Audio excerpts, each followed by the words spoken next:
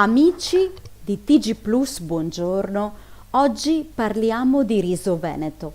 Lo facciamo con il nostro ospite Filippo Sussi, che è presidente risicoltori di Confagricoltura Veneto. Filippo, buongiorno.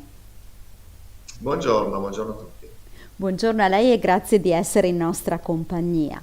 Come prima domanda vorrei fare un po' il punto della situazione su come si è concluso il 2023. Allora, anche il 2023 è stata un'annata abbastanza difficile per il riso perché è partito con una stagione siccitosa fino a giugno, diciamo, e soprattutto in alcune delle nostre zone ci sono stati problemi per l'acqua.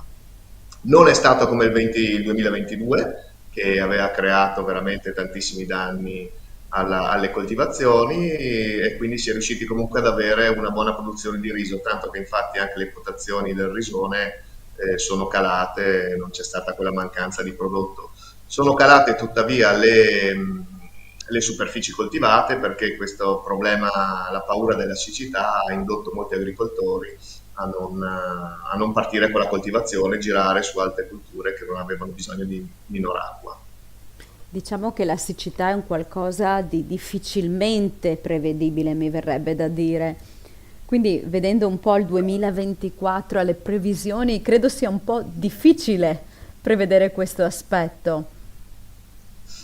È un aspetto che non si può prevedere, però se già nella partenza si vede insomma, che la siccità è più sotto controllo, forse molti agricoltori potranno riprendere la coltivazione del riso, che magari per paura del 2022, con un inizio del 2023 molto difficile, avevano un po' lasciato da parte.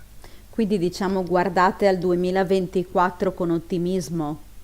Ma guardiamo con ottimismo. Comunque il 2023 si è chiuso con delle quantità buone della produzione di riso, anche ottime qualità, quindi insomma bisogna essere fiduciosi anche per un aumento delle superfici per il 2024. Non vi sono motivi per non poter andare ad aumentare la superficie e quindi anche la produzione nazionale.